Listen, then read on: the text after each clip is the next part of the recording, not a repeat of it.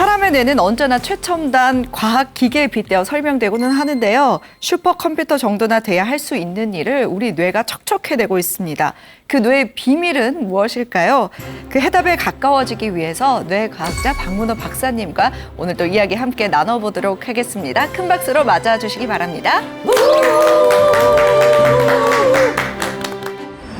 창의성은 정보라는 거예요.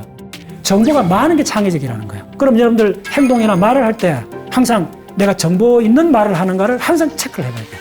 정보가 있네. 네. 그래서 가급적이면 뻔한 말 하지 말라는 거예요. 그래서 친구를 사귈 때라도 나이가 들면 원래는 그때 좀 고지식해지잖아요. 벌써 새로운 거 만날 수가 없잖아요. 네. 그때는 길에서라도 좁은 시간에 만날 때는 새로운 사람 만나요. 새로운 사람. 새로운 다른 취미를 가진 사람. 내한테 새로운 세계를 보여줄 수 있는 사람. 예, 뻔한 소리 안 하는 사람. 뻔한 이야기를 하게 되면 사람들이 고지식해지고 예, 그들마다 온대가 돼요. 그대로 갈 수밖에 없어요. 이거 공부해보면. 그래서 새로운 거. 이 창의성은 말 그대로 새로운 것에 올인해야 돼요. 네. 그 다음 동일한 이야기도 새롭게 표현해봐야 돼요. 네, 동일한 내용도.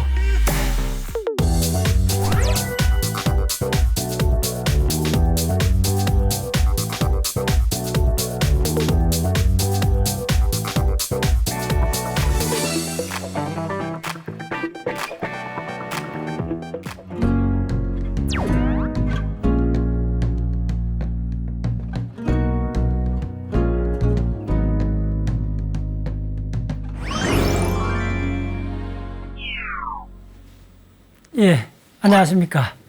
과학문화운동하는 박문호입니다. 네, 반갑습니다. 박사님 덕분에 정말 뇌가 중요한지는 알았지만 네. 우리가 뇌에 대해서 좀 공부를 해봐야 되겠다 이런 생각을 했거든요. 뇌 공부를 이렇게 하려면은 어떻게 시작하면 될까요? 좋은 질문이요. 네. 간단해요. 뭐 1년, 2년 갖고는 조금 부족할 수 있어요. 결론. 기본적으로 먼저 알아야 되는 거는 브레인 용어를 알아야 돼요. 전 세계 어느 대학이든 마찬가지. 어디에 가면 브레인 해부학 이런 거 하는 사람들은 반드시 브레인 그 해부 용어를 알아야 돼요. 브레인 용어가 한 100개 정도라면 영어 단어 100개 일주일 만에 암기할 수 있잖아요. 네, 말하시죠. 그럼 작심하고 영어 단어 영어로 돼 있거든요. 네. 영어 단어 100개 그냥 일주일 하시면 되고. 두 번째는 요 브레인 단면 요렇게 수평 수직 단면 해갖고 한 기본 첫 단계는 4개 정도 단면의 구조를 그려야 돼요. 그럼 그 안에 이제 신경 핵들하고 여러 내부 구조가 있을 거 아닙니까? 네. 그걸 그릴 수 있어야 돼요. 그 단계는 압축적으로 하면 3개월 만에 할 수 있어요. 네. 그리고 박사님, 저희가 지금 첫 시간부터 뭐 인지, 그리고 의식, 기억, 행동 이렇게 지금 배웠잖아요. 예. 근데 우리 박사님께서는 어떤 분야를 가장 이렇게 중요하게 생각하세요? 물론 이제 처음에는 뭐 감각부터 중요하다기보다는 어쨌든 우리가 있잖아요. 공부를 하면 한 10년 해야 될 분야가 있다 하면 내가 지금 단장 하나도 모르는 상태에서 할 수 있는 것부터 들어가야 되잖아요. 그럼 가까운 거는 이제 브레인 구조, 그다음에 용어는 뭐 중학생도 할 수 있잖아요. 아예 그냥 암기를 하는 거니까 하고 그다음에 이제 브레인 작업을 이해하는 과정 첫 단계는 감각을 다 해야 돼요. 감각부터 해야 돼요. 시각, 청각, 촉각, 미각, 후각. 특히 이제 시각 쪽이 브레인 전체 감각에서 60% 차지하거든요. 시각에 대해서는 아주 상세히 해요. 뒤에 이제 시각에 대해서 짧게 설명드리겠습니다. 시각을 중심으로 해야 돼요.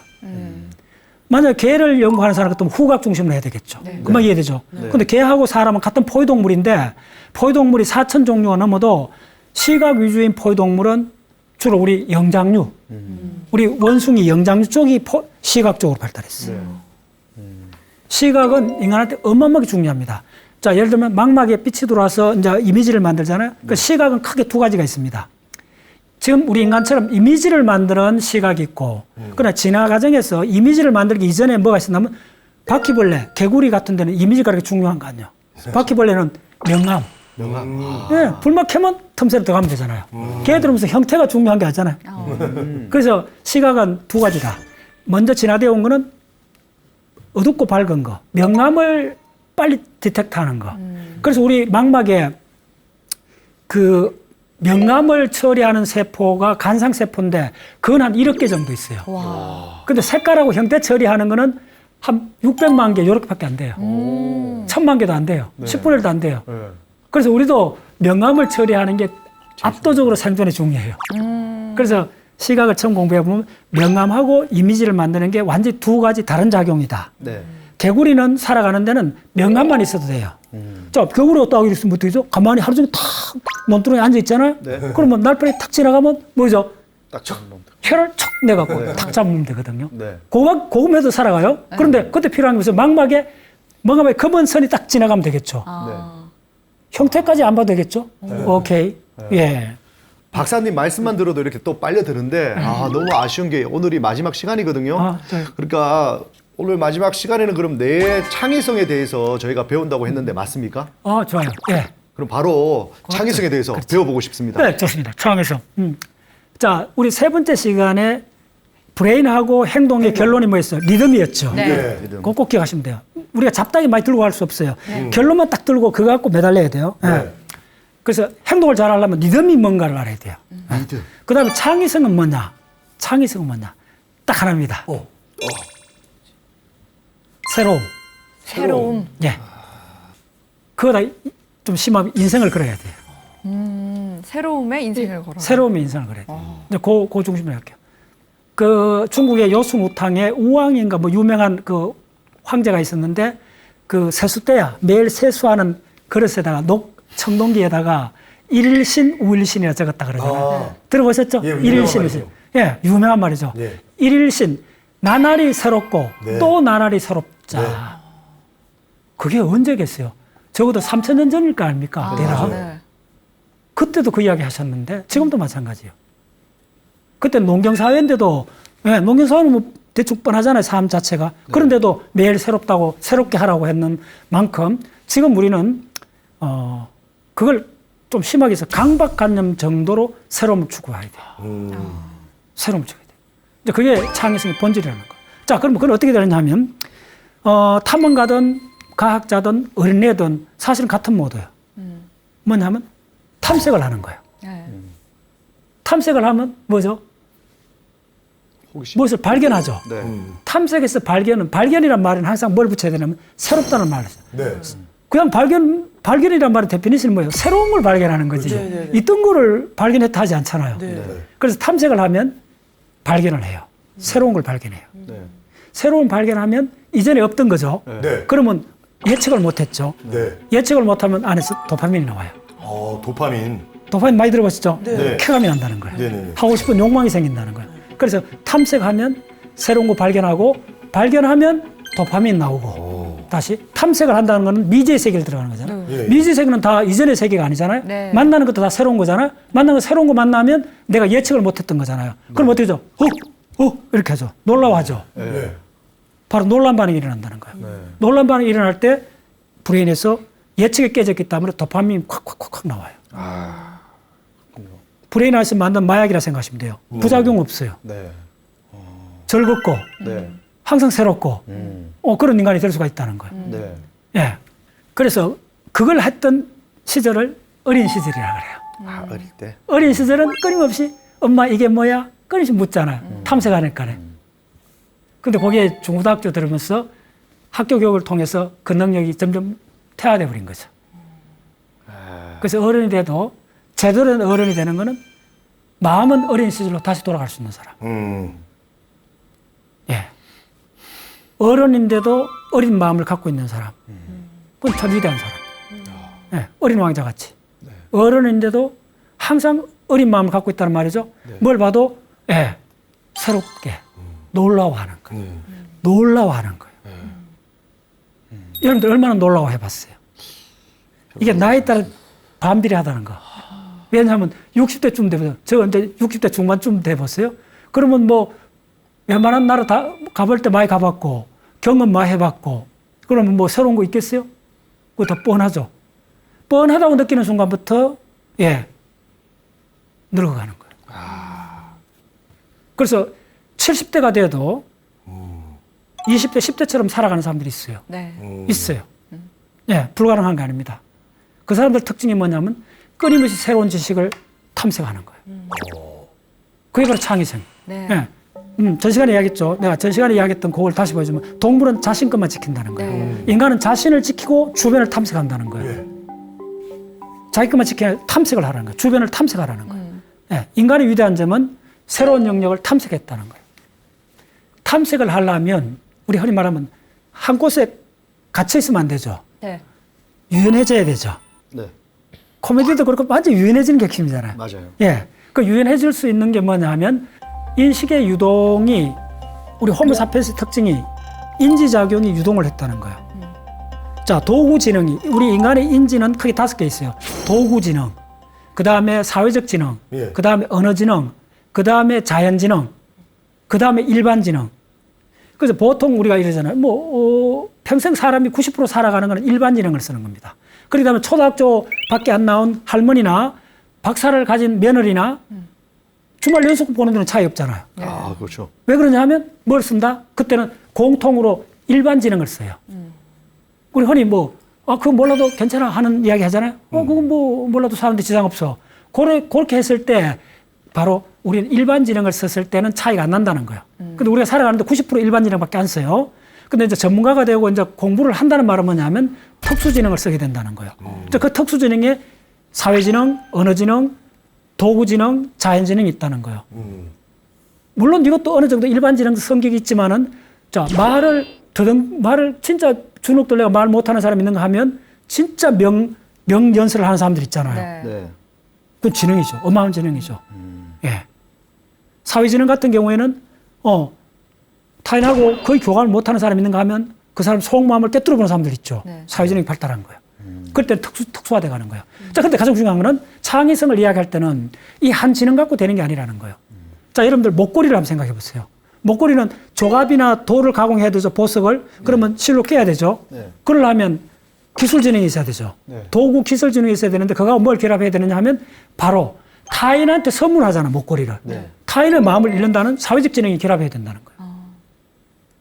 네. 그래서 우리 인간의 인지의 가장 좀 힘든 포인트는 뭐냐 하면 훈련의 결과, 훈련을 하라고 많이 하는데 훈련은 훈련한 영역만 능숙해진다는 거예요. 탁구 잘하는 사람이 마라톤 잘하는 거 관계없잖아요. 수학 잘하는 사람이 시 잘 쓰는 거하고 별 관계없잖아. 예를 들면. 인지는 그래서 우리 인지는 자기가 훈련한 부분만 발달한다는 거예요. 그래서 나중에 이제 전문가가 됐는데 다른 분야를 모르는 사람들이 있을 수 있죠. 이 점을 처음부터 봐야 돼요. 그래서 이 창의성의 본질은 한 분야의 전문가를 말하는 게 아니고 인지가 하려면 연결을 해야 된다는 거예요. 여기 핵심. 그래서 인지 유도.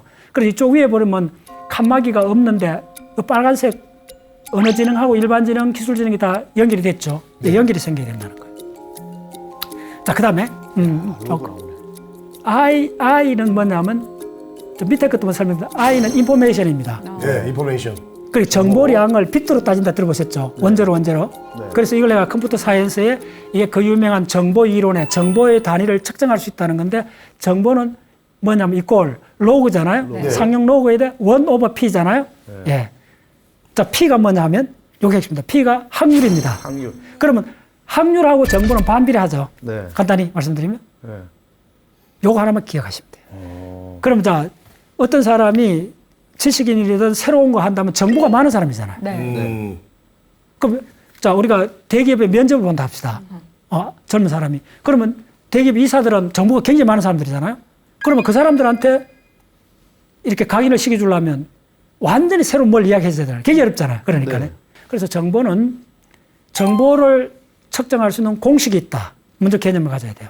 근데 그 공식에 의하면 이게 바로 통신 이론의 가장 기본인 공식입니다. 정보와 컴퓨터 사이언스의 가장 기본적인 수식이 저 수식인데 정보의 양은 확률에 반비례하다. 그러면 확률은 0하고 1 사이밖에 없잖아요. 네. 확률이 가장 낮은 거는 0이죠. 네. 확률이 높은 건 1이죠. 네. 확률이 1인 경우는 뭐죠? 항상 그 일이 일어나는 맞다. 거죠. 그걸 뭐라 하는 줄 알아요? 뻔하다 그러죠. 해가 동쪽에 뜬다. 확률이 얼마요? 1이죠. 그러니까 수천 년, 수만 년 동안에 해가 동쪽에 떴죠. 네. 1이죠. 예. 사람은 늙으면 죽는다. 확률이 얼마요? 1이죠. 됐죠. 네. 그럼 그런 거, 그런 거 자주 하면 뻔한 이야기죠. 네. 뻔한 이야기 들으면 우리 뭐라 그러죠? 에이. 지루하다 그러죠. 네. 정보가 없다는 거예요. 그 정보 있는지 없는지는 우리가 금방 알아요. 직감적으로. 들어보고, 지루해. 졸음 오면 그 정보 없는 이야기 하고 있는 거예요. 내가 다 알고 있는 이야기라는 거예요. 그래, 뻔한 이야기 하는 이야기예요. 됐죠? 자, 그러면 그건 간단하죠. 그러면, 뻔하지 않는 이야기를 하는 게 창의성의 본질이에요. 됐죠? 네. 그러면 뻔하지 않은 일을 하게 하려면 정보가 커야 되죠. 많아야 되죠. 예, 예. 그러려면 뭘 줄여야 돼요? 확률을 줄여야 줄여야죠. 되죠. 그럼 확률이 낮은 게 확률 가장 낮은 걸 한번 보여드릴게요. 확률이 제로인 경우를 생각해 보세요. 종로거리를 가다가 코가 2개인 사람을 볼 확률. 0. 0에 가깝죠. 80억 중에 있겠어요? 뭐 없어요. 없죠. 뭐 코가 2개인 사람. 손이 6개인 사람, 손가락 6개인 가능 있죠. 예, 있는 그건 뭐 한 10,000분의 1이죠. 네. 코가 2개인 사람은 80억분의 1 정도 이렇게 답시다. 그럼 80억분의 1 같으면 제로에 가깝잖아요. 네. 예. 그러다가 제로 분모를 80억분의 1이니까네 그 마이너스 좀 올라가면 이게 무한대죠. 거의 무한대 가깝다. 네. 정보가 어마어마하게 커진다는 거. 아. 그만 이해했죠. 이거 하면 돼요. 그러면 자, 어렵게 이야기할게요. 정보 있는 이야기를 듣거나 봤을 때 우리 인간이 공통적으로 하는 행동이 있어요. 제가 보여줄게요. 네. 이거 뭐라 그러죠? 놀래는. 놀라서. 어. 여러분들 최근에 얼마나 놀라워 해봤어요? 그렇게 놀라운 경험을 하기가 점점 어려워지는 것 같아요. 거의 없죠. 네. 네. 그래서 우리가 되면 그래서 극장에 영화를 보러 가는 거예요. 영화는 짧은 시간에 놀라운 사건이 2시간 동안 보여주잖아요. 네. 수백 대 자동차 부숴가면서 하늘을 날아가면서 우리가 평소 할 수 없는 일이잖아요. 네. 이제 영화를 왜 보는지 이해됐죠? 예. 네. 놀라운 반응의 연속이요. 그것 때문에 가는 거예요. 됐죠? 네. 네. 바로 이 말이 무슨 말이냐면 다른 사람을 설득하거나 다른 사람한테 좋은 인상을 주거나 뭔가를 딱 할 때는 예. 항상 내가 하는 말이나 이야기에 정보를 측정하라는 거예요. 그렇게 되면 내가 뻔한 소리를 안 해요. 네. 자, 다들 소중한 시간이잖아요. 네, 소중한 시간에. 네. 그때는 항상 이 공식. 네. 그래서 그럼 어떻게 하면 확률이 낮은 거. 확률이 낮을수록 정보는 크다 그랬죠. 네. 그럼 다른 점이 확률이 낮은 거 뭐냐면 친구들한테 만약에 어떤 A라는 사람이 60대 돼 갖고 인문학을 한 사람이 역사를 내가 공부했다고 친구한테 자랑을 하면 뭐라 하겠어요? 뭐 있을 수 있는 일이잖아. 네. 한 80% 있을 수 있는 자라. 그러면 안 놀라하죠. 네. 근데 만약에 인문학을 한 사람이 60대 돼 갖고 양자역학을 공부해 갖고 친구한테 내가 양자역학 어느 정도 공식 풀 수 있어라고 하면 친구 어떻게 하겠어요? 놀라죠. 네.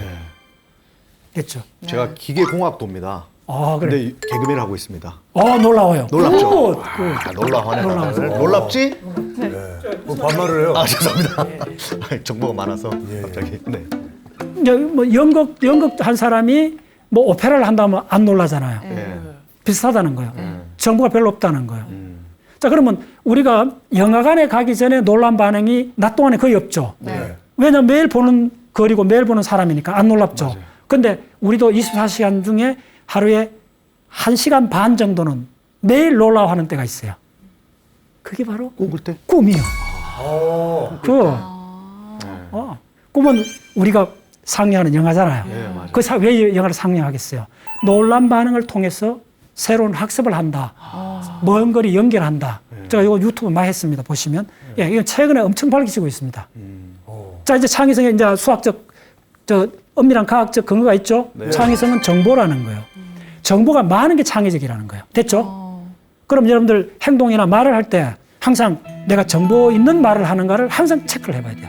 정보가 있네. 네. 그래서 가급적이면 뻔한 말 하지 말라는 거예요. 그래서 친구를 사귈 때라도 나이가 들면 뭐 20대, 30대는 뭐 끼리끼리 모여도 괜찮은데 60대쯤 돼서부터는 개인 친구도 사귈 때도 원래는 그때 좀 고지식해지잖아요. 벌써 새로운 거 만날 수가 없잖아요. 네. 그때는 길을 서더라도 좁은 시간에 만날 때는 새로운 사람 만나요. 새로운 사람. 새로운 다른 취미를 가진 사람. 내한테 새로운 세계를 보여줄 수 있는 사람. 예, 뻔한 소리 안 하는 사람. 뻔한 이야기를 하게 되면 사람들이 고지식해지고 예, 그들마다 꼰대가 돼요. 그대로 갈 수밖에 없어요. 이걸 공부해 보면. 새로운 그래서 거 해야지, 새로운 거. 이 창의성은 말 그대로 새로운 것에 올인해야 돼요. 네. 예. 매일 새로운 거. 그다음 동일한 이야기도 새롭게 표현해 봐야 돼요. 예, 동일한 내용도. 두 번째, 창의적 삶을 살려면 새로운 것도 첫 번째 새로운 거고 두 번째는 뭐냐 하면 양도 많아지잖아. 새롭대 뭐 1년에 새로운 거 하나 하면 별로잖아. 그래 항상 새로운 사람 보면 그 사람 뭐 가까이 있으면 안 늙어 보이는 거예요. 됐죠? 그런데 그걸 뭐라 하냐면 정보의 폭.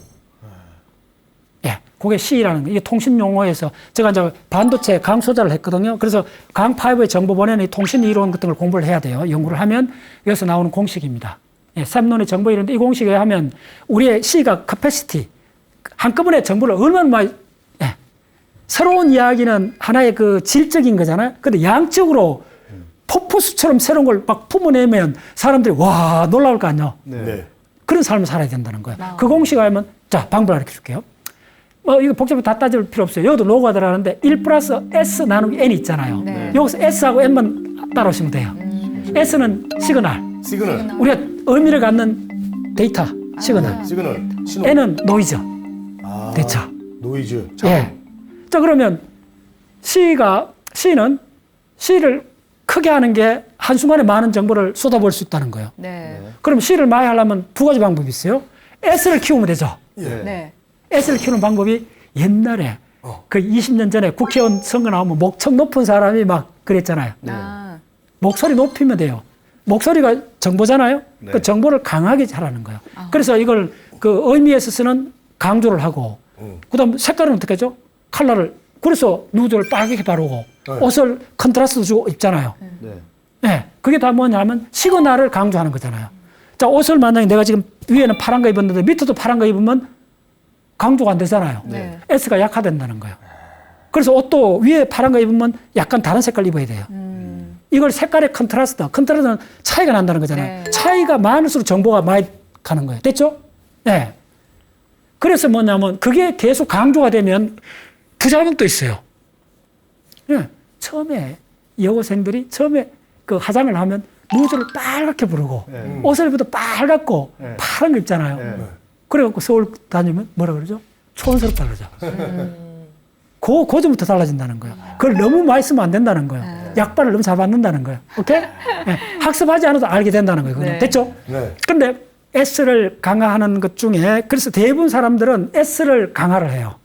그래서 그 금방 알 수 있는 게 그 결혼식장 가보면 피로연 할 때 보면 양갓집 있잖아요. 네. 그러면 한쪽 집안은 되게 시끄럽고 한쪽은 조용한 집안이 있어요. 네. 네. 그 왜 그런 줄 알아요? 집안에 어른, 할아버지가 목청이 크면 그 아들도 목소리가 커요. 아. 왜냐하면 살을 낳으면 더 큰 소리를 해야 되니까요. 그러니까 아들 많은 집에는 시끄럽잖아요. 네. 그거 이해했죠? 네. 바로 시그널을 너무 강화시켜 버리면 다른 사람이 돋보이기 위해서 더 큰 목소리를 해야 된다는 거예요. 그러면 사회 전체가 어떻게 되죠? 근데 처음 목소리 키운 사람은 이득을 많이 얻죠. 네. 근데 두 번째, 세 번째는 그 목소리를 뚫고 자기 요구를 관철하려면 더 목소리가 커져죠. 그렇습니다. 시그널을 키우면 첫 번째 목청 높인 사람은 이득을 얻는다는 거예요. 네. 근데 대부분 사람은 피해자가 된다는 거예요. 됐죠? 네. 그래서 사회가 그럼 어떻게 되느냐면, 자, C를 한꺼번에 많은 정보를 보내는 이거 C를 높이는 방법은 두 가지였다고 그랬잖아요. S를 높이면 좋은데, 이거는 이득 얻는 사람이 이득 얻고 나면 나머지는 손해가 본다는 거예요. 아. 근데 반대 방법이 있다는 거예요. N을 줄여도 되잖아. 오. 놀랍죠? 잡음을 줄이면. 잡음을 줄이면, 예. 처음에는 약발 안 받아요. 네.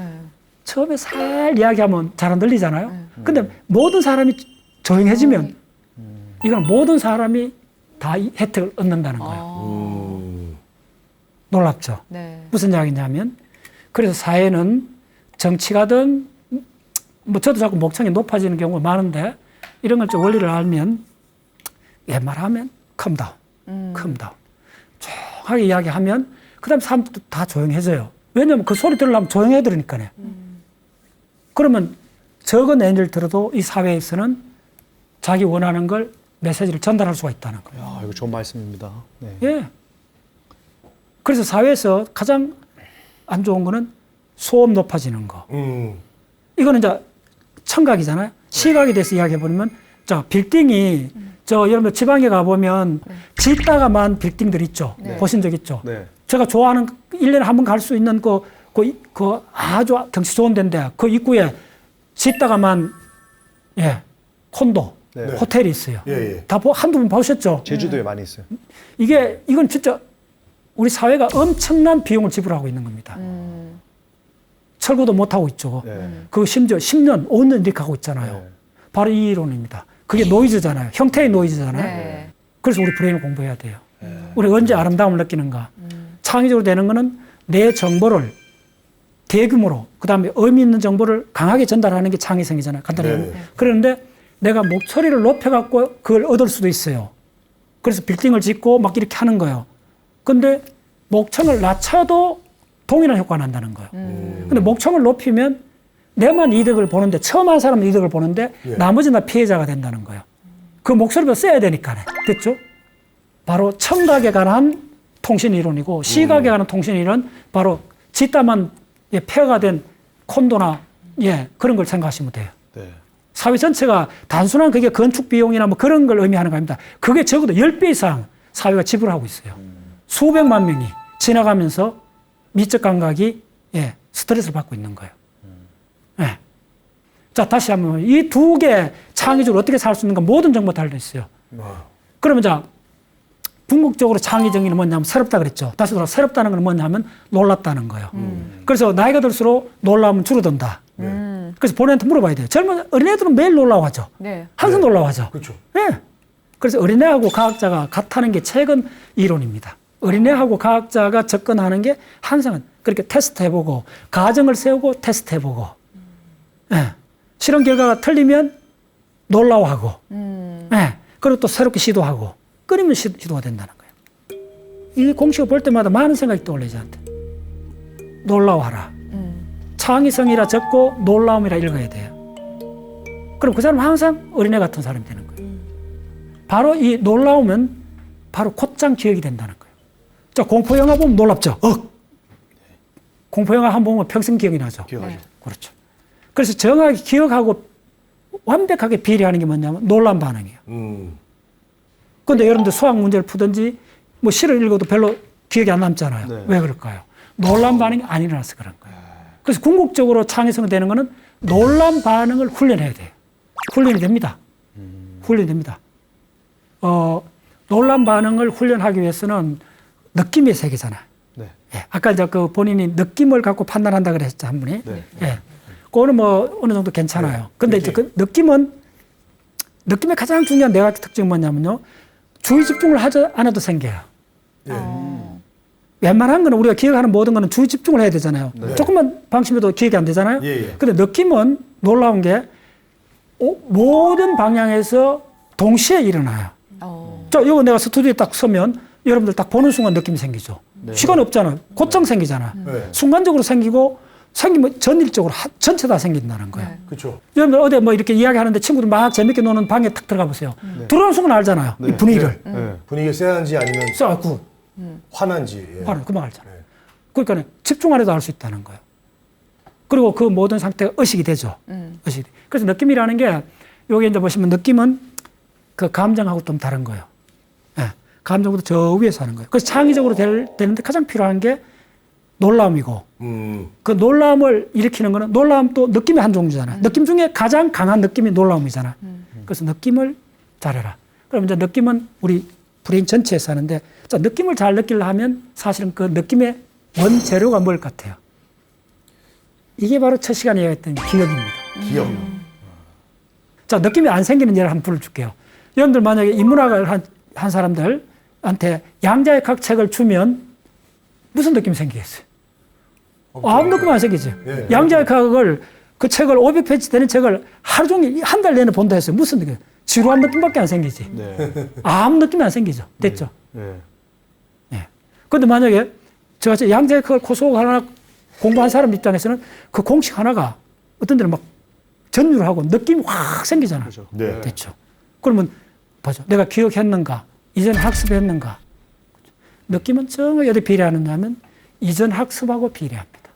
구체적으로 이전에 기억한 양질의 기억. 기억하고 비례. 그래서 제가 전국적으로 공부하자는 걸 그렇게 강조하는 이유가 뭐냐면 바로 느낌이 풍부한 사람 되는 데는 다른 길이 없다는 거예요.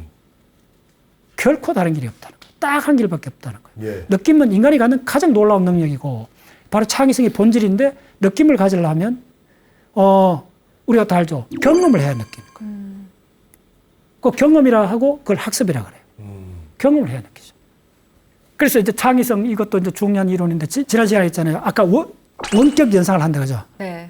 멍 때리기 할 때가 그 왜 창의성이냐 하면 멀리 있는 걸 연결한다는 거예요. 여기 보시면 멀리 있는 것들이 가운데 있는 거는 내가 살아가는 중요한 것들이 항상 고속도로 연결되어 있는데 하다가 뜬구름 잡는 것처럼 저거 연결 안 돼 툭툭 갑자기 툭 걸리는 것들이 있어요. 네. 이걸 마해야 돼요. 네. 요거는 최근 자료인데 창의성을 지금은 아주 초보 단계인데 측정 가능할 단계에 들어왔습니다. 뭐 아직 가설 단계인데 요렇게 하면 창의성이 높다 하는 그 상관관계들이 이제 연구되고 있는 단계입니다. 자, 그래서 여기 보시면 High Creative Network, Low Creative Network이잖아요. 네. 자, 이 참 놀라운 게 창의성은 기본적으로 이제 하는 사람들이 연결되면 좋다는 건 직감적으로 알잖아요. 그 다양하게 마하는 거, 연결돼야 되는데 그냥 랜덤하고 무작위적으로 연결되는 경우를 한번 생각해보세요. 자, 기본 요소가 100개가 있다. 가장 많이 연결하는 모든 사람이 연결하는 가장 많이 연결되는 거잖아요. 네. 연결이 개수 가장 많다고. 네. 근데 놀랍게도 그런 경우는 오히려 좀 멍청한 데로 간다는 거예요. 아, 너무 많아도 안 좋네. 네, 연결이 꼭 많다고 좋은 게 아니라는 거예요. 그러니까 기본적으로 연결이 많으면 좋은데 네. 그냥 랜덤하게 많은 거는 오히려 혼란스럽다는 거예요.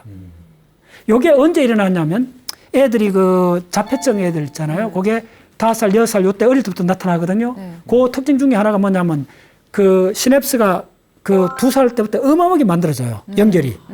연결이 만들어지는데 어릴 때 저 한 4살, 5살쯤 이렇게 하면서 연결을 끊어줘요. 줄여줘요. 과일 농사하는 사람들 어떻게 하죠? 가수 재배하는 사람들이 속가치기 해주잖아요. 그래 과일이 굵어지잖아요. 네. 바로 그겁니다. 속가치기. 프로닝이라고 그래요. 시냅스를 우리 브레인이 자동적으로 속가치기 해줘요. 어마어마하게 많이 과잉으로 생긴 걸 적당히 잘라주는 과정을 놓쳐버리는 게 자폐증의 많은 이유 중에 원인 중에 하나입니다.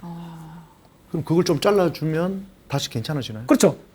잘라져야 돼요. 네. 그게 이제 우리 다른 말 집중과 선택이란 말 마시잖아요. 네. 그래야만이 몇 개 센터가 생기는 거예요. 허브가 생기는 거예요. 네. 중심축이 생기고 그러면 고속도로가 나올 수가 있는 거예요. 네. 자, 우리나라가 발전하려면 시골 오솔길만 있으면 되겠어요? 아니요. 금방 이해되죠? 네. 대부분 길은 없애고 고속도로를 크게 해갖고 대규모로 전달해줘야 되잖아요. 그게 바로 집중과 선택이요. 그게 사실은 고속도로 망하고 똑같이 우리 브레인도 모든 게 모든 연결, 오솔길 연결해갖고 오히려 헷갈리게 만드는 거예요. 그래서 이거는 노 크리에이티브라는 거예요. 하이 크리에이티브 보세요. 연결이 있는데 몇 가지로 클러스팅 돼 있죠. 네. 뭉쳐져 있죠. 네. 바로 이거라는 거예요. 근데 이게 적당하게 여기도 보시면 한 10개 정도 돼 있는데 이걸 만약 두서너 개로 모아버리면 어떻게 되면 너무 독단적으로 돼버려요. 네. 그건 또 고지식해져요. 그렇게 빠질 수 있어요. 그렇게 항상 그래서 전 시간에 바로 행동의 가장 핵심 뭐죠? 리듬이라고 그랬죠. 네. 적절하게 균형을 잡아줘야 된다는 거예요. 그래서 리듬이라는 게 모든 예술을 하는 사람이 궁극적으로 리듬 이야기를 해요. 네. 화가도 리듬이 핵심이라 이야기를 해요. 네. 자, 공룡의 매니아가 되든 자동차의 매니아가 되든 나중에 되면 연구 동력의 매니아가 되든 블랙홀의 매니아가 되든 한쪽만 한다는 거예요. 네. 네. 그럼 그 사람한테 새로움이 있겠어요? 없죠. 그 분야밖에 없지. 이제 이 정리이 됐죠. 네. 그럼 어떻게 됐냐 하면 깔때기 형태로 해야 돼요. 처음에는 하나에 스틱되는 거, 하나에 꽂히는 게 있는 게 좋아요. 어릴 때는.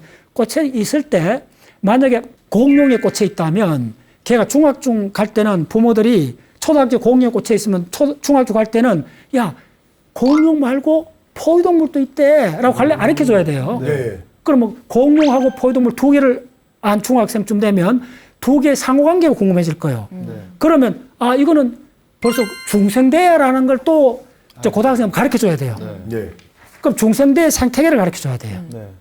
그러면 아 이거는 지구과학의 한 부분이네라고 또 알게 되면 아 지구 말고 다른 별도 있다고 이제 고등학생 될 때 가르쳐 줘야 돼요. 네. 예를 들면 걱정이 저희 애도 지금 공룡에 꽂혀 있거든요. 네. 공룡만 예. 집에 이만큼 쌓여 있습니다 지금. 네. 엄청 그런 예가 많습니다. 저한테 많은 그런 메일이 오는데 그때 부모들이 일단 그거를 이제 칭찬해 줘야 돼요. 그걸 어릴 때는 그건 좋아요. 하나가 좋아하는 게 있다는 게 그렇죠. 굉장히 희망적이요. 근데 반드시 그걸 다음에 새로운 것 쪽으로 링크를 해주라는 거예요. 링크를 해주라는 거예요. 링크를 해주라. 안 그러면 어떻게 되냐면 하나의 스틱 돼버려요. 다른 세계가 사라져버려요. 그래야 되겠네요. 네. 그래서 이거는 아까 바로 우리 호모사피엔스가 네. 자연지능, 도구지능, 사회지능, 언어지능과 서로 만났다 그랬잖아요. 융합했다 그랬잖아요. 네. 반드시 다른 지능하고 만나게 해줘야 돼요. 이 도표가 최근 이제 연구를 많이 했습니다. 그래서 창의성은 뭐냐면 유추, 추상화, 차원적 사고. 네. 자, 차원적 사고를 해야 돼요. 몇 가지만 설명하겠습니다. 차원적 사고는 뭐냐 하면 항상 입체로 생각하라는 거예요. 자, 한번 보세요. 자, 여기에 만약에 손을 이렇게 하면 위에 조명을 비추면 이 평면에는 이게 두 개 교차되어 있죠. 이 교차된 게 도로라면 충돌하죠. 네. 네. 근데 사실은 이거잖아요. 네. 3차원에서 보면 교차하지 않잖아요. 네. 근데 2차원에 투영하면 교차하잖아요. 됐죠? 그래서 지금 여러분들 이제 물리학의 일반 상대성 이론이나 특수 상대성 공부를 해보면 아인슈타인이 세계적으로 유명한 게 뭐죠? 우리가 3차원에서 4차원을 바꿔준 거죠. 예. 차원을 한 단계 높였기 때문에 우주가 통합적으로 보이기 시작한 거예요. 차원을 넘겨야 돼요. 그래서 그건 먼저 구체적으로 어린애들한테 뭐냐면 내구불락 입체를 갖고 놀게 하게 해야 돼요. 어릴 때부터. 그리고 인체도 평면의 그림보다는 입체 모형을 갖고 만져보라는 거예요. 그 차원적 사고. 그 다음에 뭐냐면 형상화를 해보라는 거예요. 이걸 의외로 유용해요. 자, 형상화는 간단히 얘기해주겠습니다. 여러분들 북두칠성을 생각해 보세요. 네. 떠오르죠? 예. 이렇게 국자처럼. 자, 그럼 오리온 자리 생각해 보세요. 떠오르네? 네. 요게 형상화예요. 오리온 자리 이렇게 돼 있어요. 요 베텔기우스 이렇게, 요거 니겔, 삼태성 이렇게 돼 있어요. 이게 형상화예요. 우리나라 사람들이 북두칠성은 할 수 있어요. 근데 오리온 자리는 더듬거려요. 근데 별자리가 뭐 10개도 넘잖아요. 적어도 초등학생쯤 되면 머릿속으로 밤이 아닌데도 낮에도 별자리를 점을 찍어갖고 하는 거 훈련해야 돼요. 이게 형상화예요. 자, 조각가가 되려면 대리석 속에 비너스상이 있으면 형상화를 통해서 끄집어내야 되잖아요. 네. 예. 이게 형상화예요. 깎아요. 그래서 내가 여러 군데서 제가 그림을 그려라, 스케치를 하라 강조하는 이유가 뭐냐면 형상화의 훈련이요. 형상화를 하셔야 돼요. 창의성의 이 12가지 툴 중에 초등학생부터 훈련해야 되는 건 형상화예요. 네, 형상화. 스케치를 많이 해봐야 돼요. 열심히 하고 있어요. 어른이 될 때도 웬만하면 스케치 하세요. 네. 예. 텍스트보다 스케치가 훨씬 창의성에 가까워요.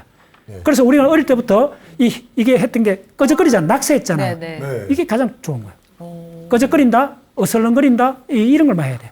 자, 그 다음에 뭐냐면 놀이를 해야 돼요. 놀이. 놀이는 뭐냐면 거의 대부분 포유동물이 합니다. 네.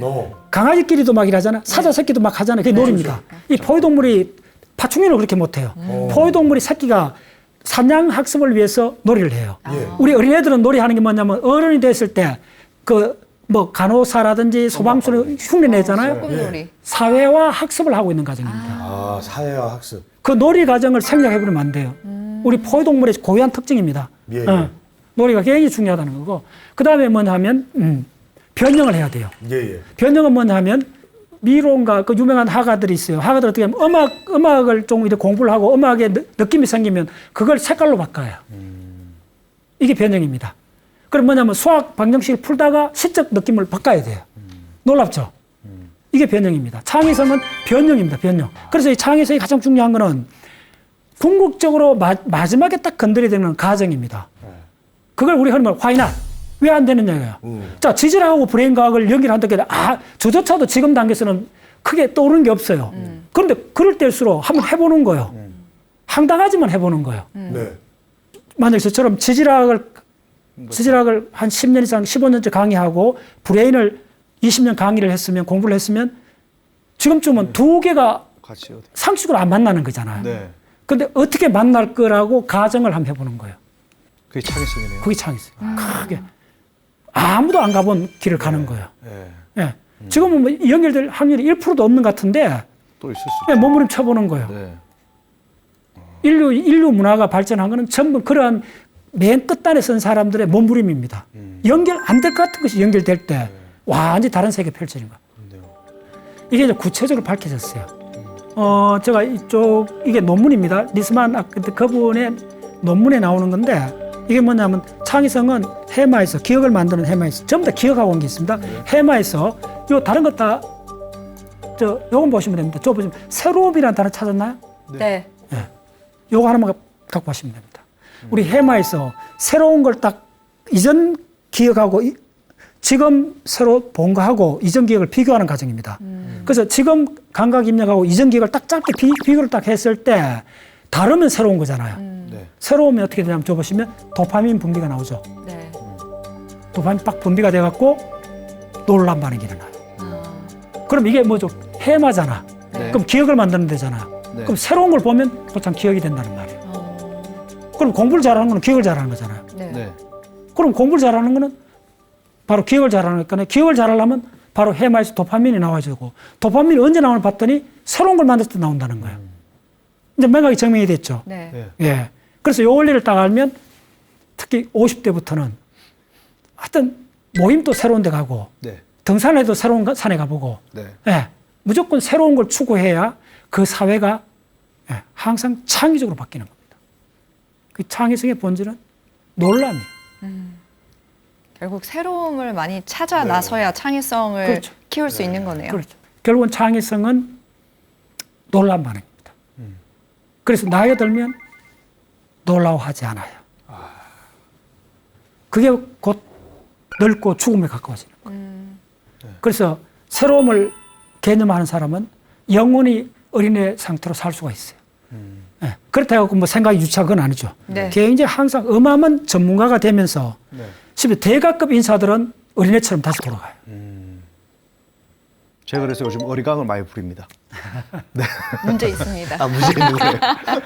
그 이제 많은 지식을 전부 다 갖고 있는 상태에서 진짜 거기서 새로운 걸 발견했을 때 제가 하는 이야기 있잖아요. 오마이 사이언스. 그 말이 만들어낸 말이 아니라 자동적으로 나온 말이에요. 한 20년 전에. 자연과학을 막 들어가니까 매일 새로운 거잖아요. 그러니까 나도 그냥 속으로 입맛 띄면 오마이 사이언스. 세상에 이럴 수가. 네. 오마이 사이언스. 바로 그게 놀란 반응. 그 놀란 반응이 저를 지난 30년 동안 공부하게끔 만드는 겁니다. 예. 마지막 강의까지 잘 들어주셔서 감사합니다. 네, 릴레이 특강 지혜 다락방은 여러분들의 정성이 모여서 제작되고 있습니다. 오늘 강의는 여기서 마무리하고요. 다음 주 이 시간에도 알찬 강연으로 찾아뵙도록 하겠습니다. 함께해 주신 여러분 고맙습니다. 안녕. 안녕. 감사합니다.